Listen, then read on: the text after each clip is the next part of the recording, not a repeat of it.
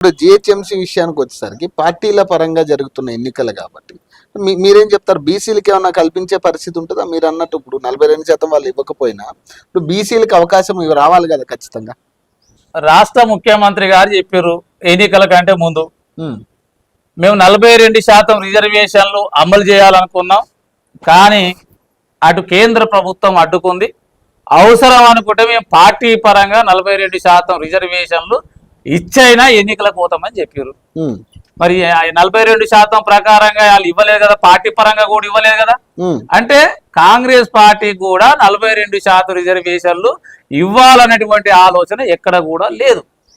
కాబట్టి ఇప్పుడైనా ఈ 52% గెలుచుకున్నటువంటి సీట్లను చూసైనా ఈ రాష్ట్ర ప్రభుత్వం కానీ, అదేవిధంగా ఆపోజిషన్లో ఉన్నటువంటి బీజేపీ వాళ్ళు కానీ, బీఆర్ఎస్ వాళ్ళు కానీ ఇప్పటికైనా బుద్ధి తెచ్చుకొని ఈ రాష్ట్రంలో ఉన్నటువంటి బీసీలకు జనాభా దామాష ప్రకారంగా మేము రిజర్వేషన్లు ఇచ్చి తీర్తామని చెప్పి ఏ ఒక్క రాజకీయ పార్టీ ముందుకు వస్తుందో ఆ రాజకీయ పార్టీకి మాత్రమే బీసీలు వాళ్ళని ఆ పార్టీని అవలంబిస్తారు, ఆ పార్టీకి జేగొడతారు.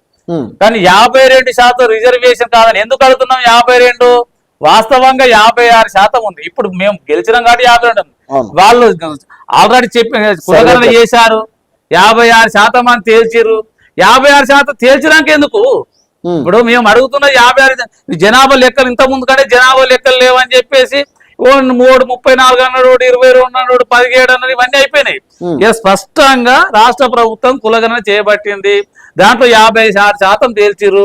మా జనాభా దామాష ప్రకారంగా మాకు ఇచ్చి మీ జనాభా దామాష ప్రకారంగా మీరు తీసుకోండి. కనీసం ఆ 56% కూడా ఇప్పుడు అఫీషియల్ వెబ్సైట్ లో లేదు కదా. ఇప్పుడు ఆ 56% డిక్లేర్ అనేది, ఆ జీవో అనేది కనీసం పబ్లిక్ డొమైన్ లో పెట్టని పరిస్థితి కదా. అది అడుగుతా ఉన్నాం, మేము డిమాండ్ చేస్తా ఉన్నాం. రాష్ట్ర ప్రభుత్వము కులాల వారీగా ఎంత జనాభా ఉందనేది ఇప్పటికైనా పబ్లిక్ డొమైన్ లో పెట్టట్లేదు.